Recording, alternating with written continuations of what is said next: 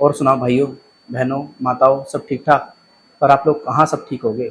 आप लोगों के मन में तो एक ही डर है कि भैया लोन लिया है और ईएमआई की डेट आने वाली है, जेब में पैसे नहीं हैं, अब कैसे होगा? अगर ईसीएस बाउंस हो गया तो हमें 2 साल की सज़ा हो जाएगी या हमें भारी जुर्माना देना पड़ सकता है। अगर आपके मन में ये डर है तो इस डर को अभी के अभी निकाल दो।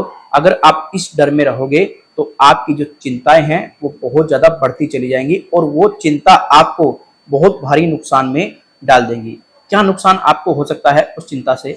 जो आपका बिजनेस है, जो आपका व्यापार है, आप उस पर अच्छे तरीके से फोकस नहीं कर पाओगे और आपके जो परिवार वाले हैं वो भी आपको देख देख करके चिंतित रहेंगे कि यार ये व्यक्ति को क्या हो गया, ये तो बड़ा परेशान है। वो आपकी परेशानी को देख करके और परेशान हो जाएंगे।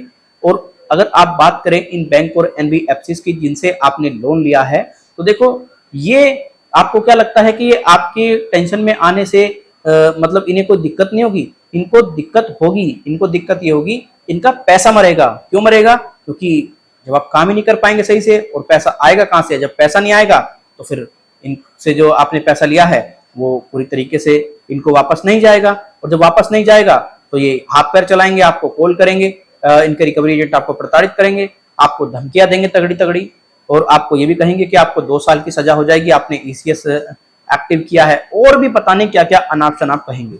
अब देखो, जब भी आप किसी बैंक के माध्यम से, किसी प्रकार का एनबीएफसी के माध्यम से कोई भी लोन लेते हैं और आप उसको पे ना कर पाए और लोन राशि 1 लाख रुपए से कम की हो और आपने ईसीएस इनेबल किया है या फिर कोई चेक दिया है फिजिकली, अगर आपको ये डर है कि आपको 2 साल की सजा हो जाएगी तो इस डर को तो आप निकाल दो।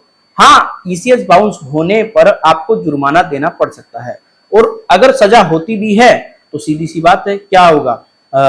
बाहर से बाहर जमानत हो जाएगी। कौन सी बात है इसमें? भाई कोई अपराध थोड़ी है, ठीक है, बाय मिस्टेक ये सारी चीजें हो गई, फाइनेंशियल प्रॉब्लम आई, इस वजह से दिक्कत में आ गए। अभी मैं आपको एक केस दिखाता हूँ। मैं एक ये न्यूज आर्टिकल पढ़ रहा था।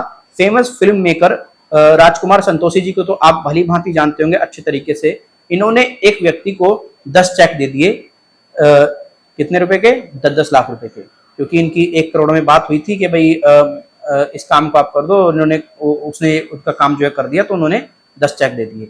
अब जब 10 चेक उन्होंने दे दिए तो वो अपने अकाउंट में बैलेंस सफिशिएंट नहीं रख पाए। जब वो बैलेंस सफिशिएंट नहीं रख पाए तो जिसको इन्होंने चेक दिया था उन्होंने उनसे बात की और कहा कि भाई ऐसे ऐसे बात है, तो उनसे उनकी बात नहीं हुई। वो कोर्ट चले गए। जब वो कोर्ट चले गए तो कोर्ट में उनको ये कहा गया कि भाई आपने जो चेक दिए थे वो बाउंस हो चुके हैं, अब आपको जितने आपने चेक दिए थे पर चेक 15 लाख रुपए के आसपास आपको जुर्माना देना पड़ेगा। ये उस पर भी अडिग नहीं रहे, ये उसको भी पूरे तरीके से इग्नोर कर दिए।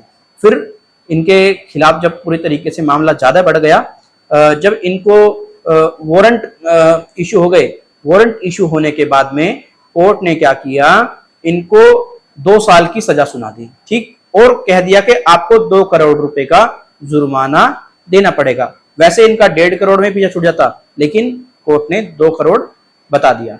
अब ये केस हुआ क्यों? ये केस इसलिए हुआ क्योंकि ये एक नॉर्मल मैटर था पैसे के लेन देन का। अब अगर आप बैंक की बात करोगे, एनबीएफसी की बात करोगे, जब आप कोर्ट में जाओगे तो कोर्ट में जाकर के आप क्या करोगे?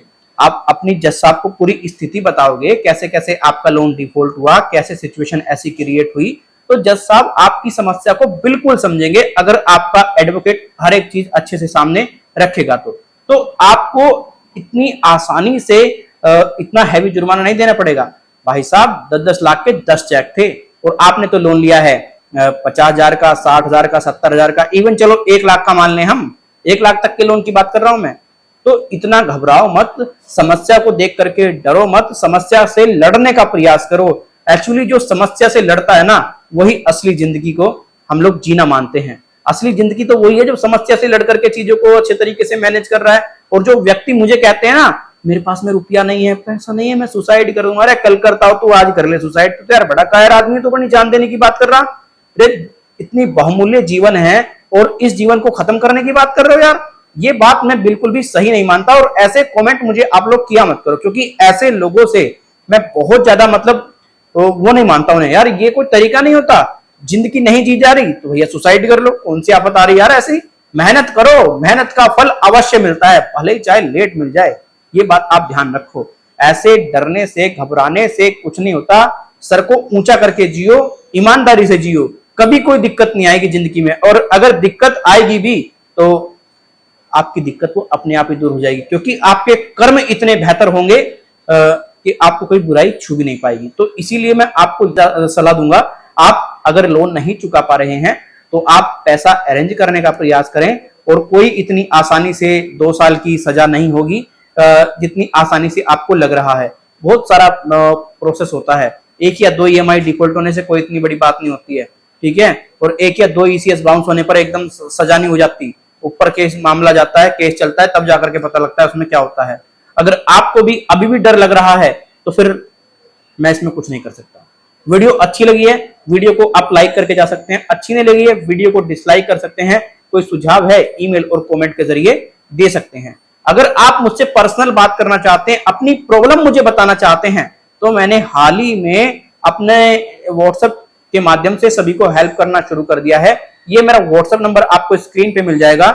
यहां पर आपको बात अगर हमसे करनी है तो आप कर सकते हैं, बट इसके लिए आपको चार्जेस पे करने पड़ेंगे। अगर आपको सामान्य जानकारी चाहिए तो सामान्य जानकारी के लिए काफी मिनिमम चार्जेस हैं। अगर आपको एडवोकेट साहब से बात करनी है तो एडवोकेट साहब से बात करने के वो चार्जेस वो अपने तरीके से बताएंगे कि उनको कितने चार्जेस पे करने हैं। क्योंकि हम कोई खुद लीगल एडवाइजर नहीं है, मल्टीपल लीगल एडवाइजर हमारे साथ में जुड़े हुए हैं। जो भी इश्यू होता है हम उनके क्षेत्र से रिलेटेड उनको सेंड कर देते हैं, राइट। तो अब आप टेंशन फ्री हो जाइए। कोई भी दिक्कत है आप लीगल एडवाइस जरूर लीजिए, बिल्कुल टेंशन फ्री रहिए पर, ठीक है ना। और ये देखो चेक बाउंस का मामला काफी गंभीर होता है, इसमें लीगल एडवाइजर की बहुत ज्यादा आवश्यकता होती है। कभी प्रॉब्लम में आए तुरंत लीगल एडवाइजर से सलाह लें, वो आपको अच्छे से गाइड कर देंगे। Thank you so much.